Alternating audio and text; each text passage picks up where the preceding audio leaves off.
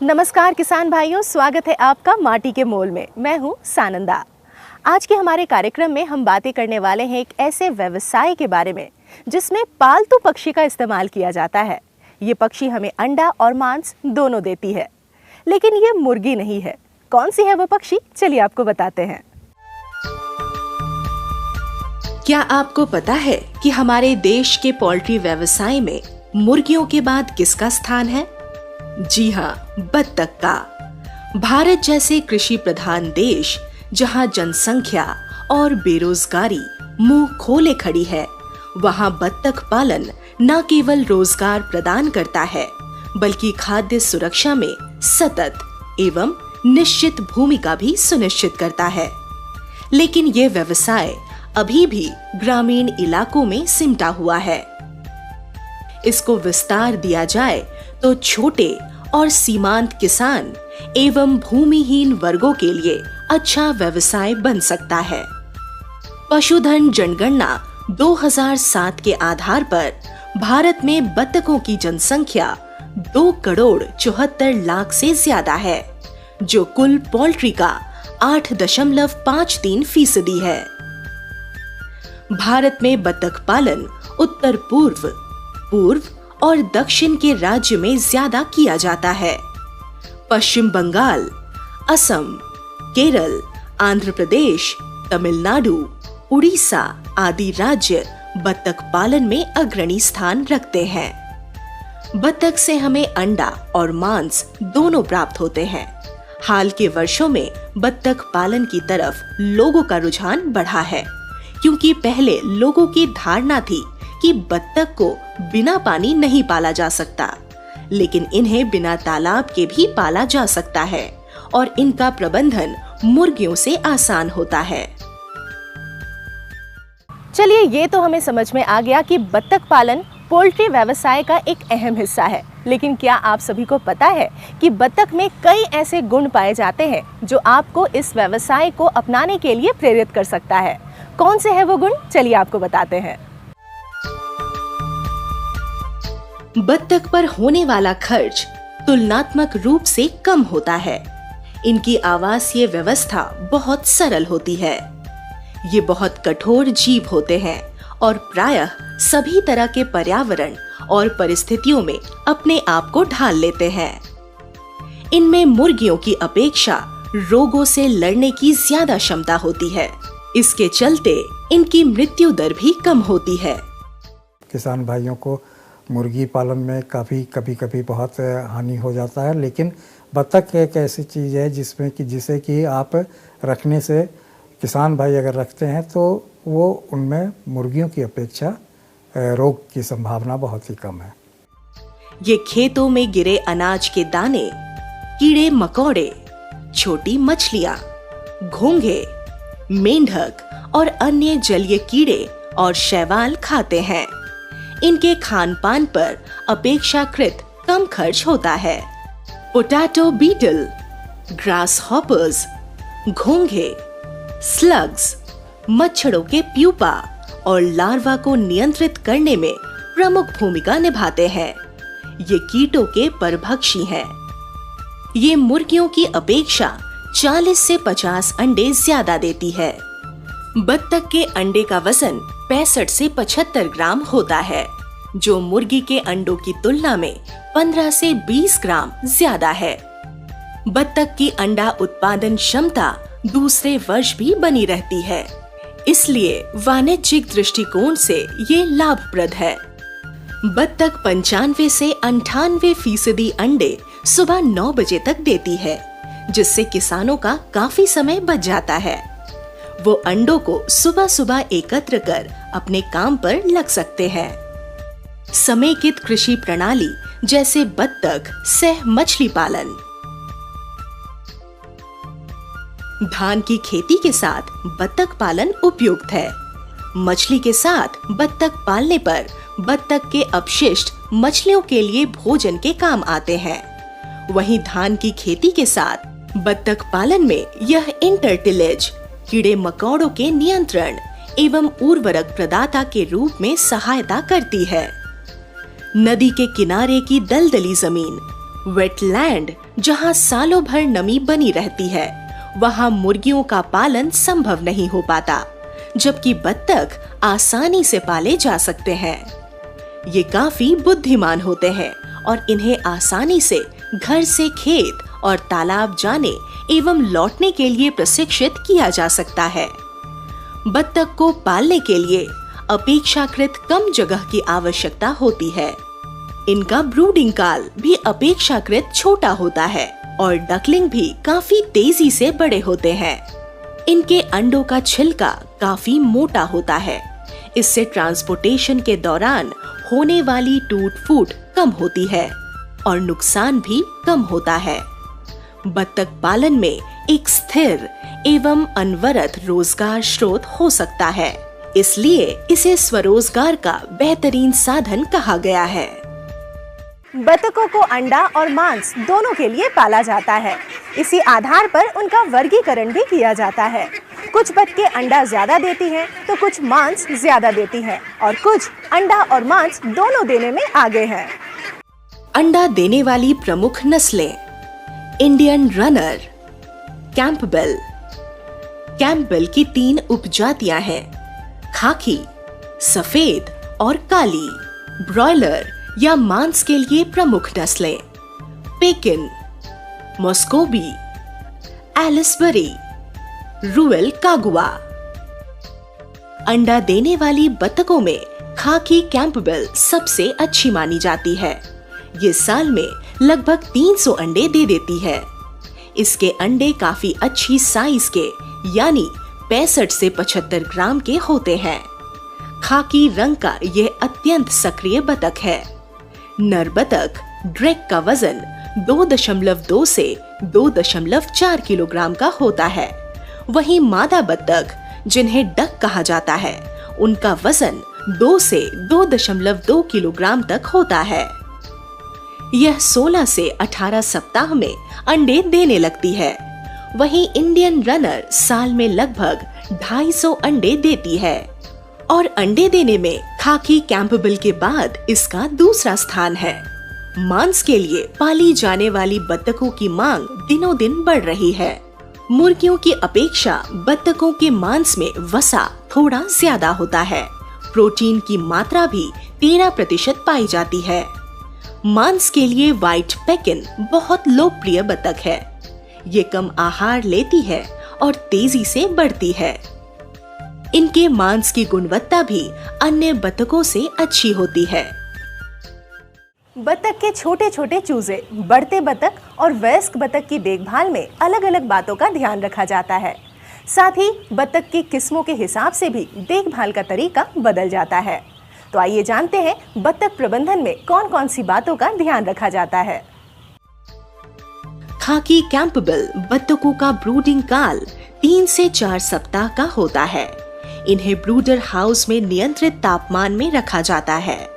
ब्रूडर घर में प्रति चूजा लगभग 1 वर्ग फुट जगह की आवश्यकता होती है, जहां का तापमान 90 डिग्री फ़ारेनहाइट रखा जाता है और इसमें हर सप्ताह 5 डिग्री फ़ारेनहाइट की कमी कर दी जाती है। अर्थात दूसरे सप्ताह में 85 डिग्री, तीसरे सप्ताह में 80 डिग्री और चौथे सप्ताह में 75 डिग्री फ़ारेनहाइट। साधारणतः 3 से 4 सप्ताह के बाद चूजों को ब्रूडर में रखने की आवश्यकता नहीं होती है। मांस के लिए पाले जाने वाले चूजे जैसे व्हाइट पेकिन को 2 से 3 सप्ताह ही ब्रूडर में रखा जाता है। तो ब्रूडिंग एक ऐसा प्रक्रिया है जिसमें कि हम मुर्गियों में भी ब्रूडिंग करते हैं, तो उनको ज़मीन में ब्रूडिंग कर सकते हैं। लेकिन अगर आप तार की जाली बनाकर उसके ऊपर चूज़ों को रख करके अगर ब्रूडिंग करेंगे तो इससे क्या होगा कि जो पानी बत्तख के चूजे गिराते हैं वो ज़मीन पर आ जाएगा और आपके चूजे जो हैं वो भीगने से बच जाएंगे। बत्तख के चूजों को ब्रूडिंग के लिए तार की जाली अथवा जमीन पर डीप लीटर बिछावन जो कि चावल की कुन्नी अथवा लकड़ी के बुरादा से तैयार किया जाता है। 100 वाट का बल्ब लगभग 30 से 40 चूजों को ब्रूड कर सकता है। लिटर की मोटाई 3 सेंटीमीटर या उससे ज्यादा होनी चाहिए ताकि वो चूजों के बीच में मौजूद नमी को सोख सके। जल पात्र में 5 से 7 सेंटीमीटर से ज्यादा पानी नहीं होना चाहिए क्योंकि ज्यादा पानी रहने से भीगकर ठंड लगने की संभावना रहती है। ब्रूडिंग काल खत्म होने के बाद ही चूजों को पानी में छोड़ा जाता है। चूजों को 1 से 2 दिन सूखा आहार देने के बाद आहार को गीला करके देना चाहिए। बढ़ते हुए बतखों को मुक्त विचरण प्रणाली, गहन प्रणाली या इंटेंसिव सिस्टम तथा सीमित बद्ध प्रणाली या सेमी इंटेंसिव सिस्टम में पाला जाता है।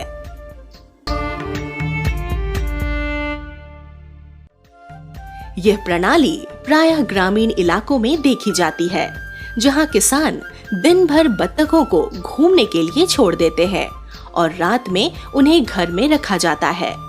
इस प्रणाली पर 100 बत्तखों के लिए 1 एकड़ जमीन की आवश्यकता होती है।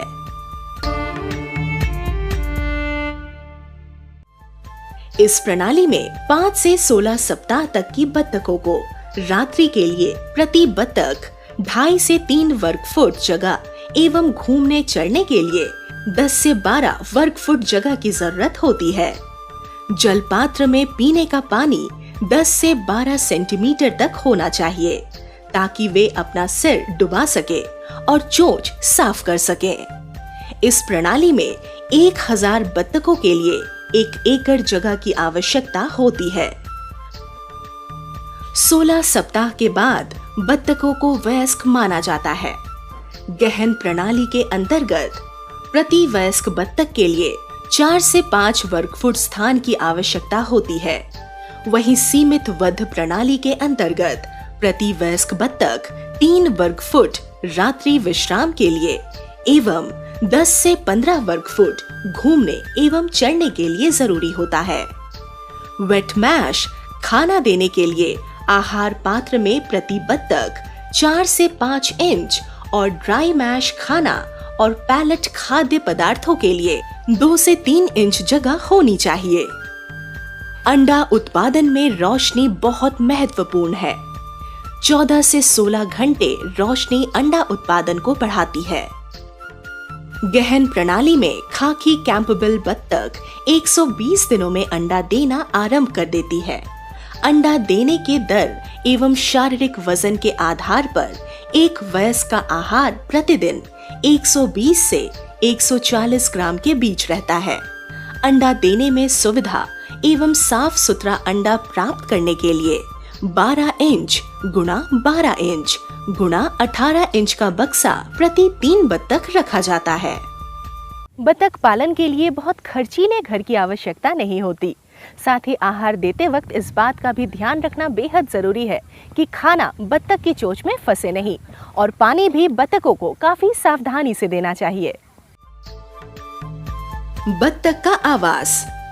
बत्तख पालने के लिए केवल इस बात का ध्यान रखना चाहिए कि घर सूखा और हवादार हो तथा चूहों का प्रकोप ना हो। घर की लंबाई पूरब से पश्चिम दिशा में होनी चाहिए। घर के बाहर घूमने फिरने की जगह एक तरफ से ढलवा होनी चाहिए, ताकि वर्षा का पानी आसानी से निकल सके। घर के सामने अथवा साइड में 20 इंच चौड़ी एवं 6 से 8 इंच गहरी नाली का निर्माण करना चाहिए, ताकि बत्तखों के पीने के लिए साफ पानी भरा जा सके।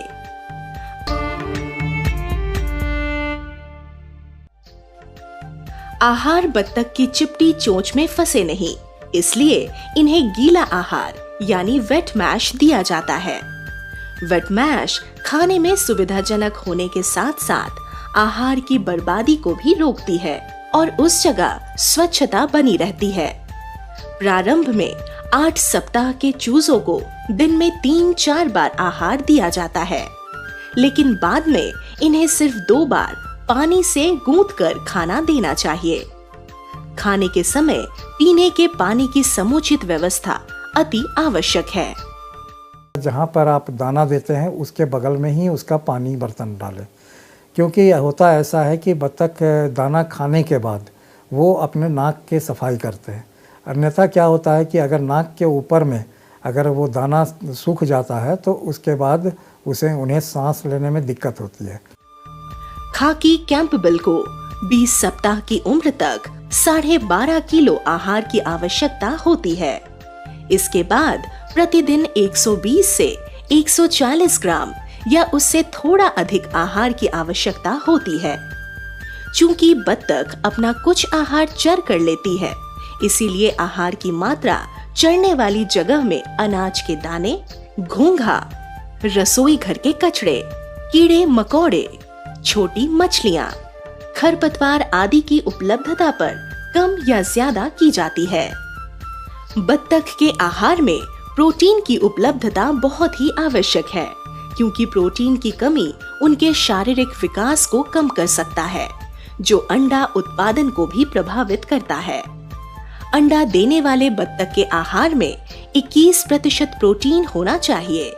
वहीं मांस के लिए पाले जाने वाले बत्तख में प्रोटीन की मात्रा 19% होनी चाहिए। चूजों के शारीरिक विकास के लिए प्रोटीन की अधिक आवश्यकता होती है, अतः ये लगभग 23% होना चाहिए। बत्तखों के चूजों में खास करके एक बीमारी होती है जिसको कि हम लोग ब्रूडर्स निमोनिया कहते हैं। तो इसमें भी अगर जो दाना देते हैं वो थोड़ा सा भी अगर उसमें फफूंद लग जाए तो ये दाना कभी भी बत्तख के चूजों को नहीं देना चाहिए।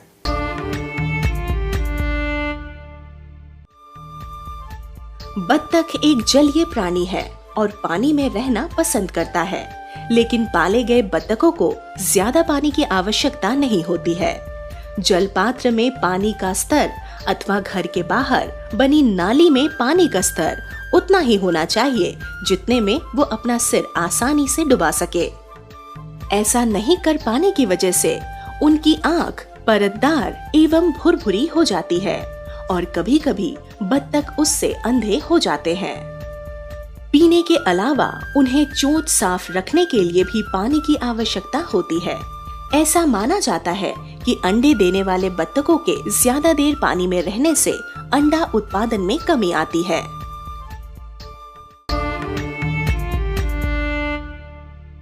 खाने के लिहाज से अंडा देने वाले बत्तखों के उत्पादन के लिए नर एवं मादा बत्तखों को एक साथ पालना आवश्यक नहीं है, किंतु गर्भित अंडों के उत्पादन, अच्छी प्रजनन क्षमता एवं अच्छी हैचिंग के लिए लिंग अनुपात गहन प्रणाली में 1:6 एवं सीमित बद्ध प्रणाली में 1:15 से 20 होना चाहिए।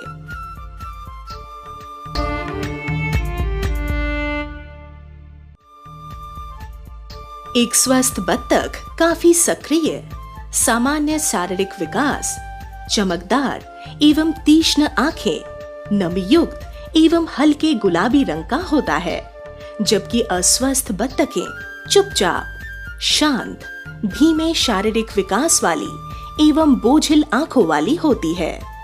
बत्तखों की जांच दिन में एक बार अवश्य कर लेना चाहिए कि वह स्वस्थ है कि नहीं। साफ सुथरी जगह एवं यथोचित समय पर किया गया टीकाकरण बत्तखों को बीमारियों से बचा सकता है।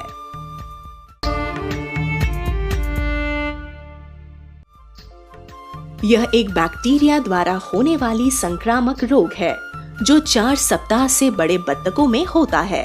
इस बीमारी के प्रमुख लक्षणों में भूख की कमी, तेज बुखार, प्यास, सफेद और पीला दस्त और अचानक मरना प्रमुख है। टीकाकरण एवं सल्फा ड्रग से इस बीमारी को नियंत्रित किया जा सकता है। डक प्लेग और डक कॉलरा नाम के 2 बीमारियों का बहुत ज़्यादा प्रकोप होता है। तीसरा है डक हेपेटाइटिस भी जिसे हम कहते हैं प्लेग की जगह पर। तो इसमें आप क्या करेंगे कि इसका टीका बाज़ार में उपलब्ध है। इसे 2 महीने पर की उम्र पर आप इसका टीका लगा दें। तो ये था बत्तख पालन का पूरा ब्यौरा। आज के कार्यक्रम में बस इतना ही।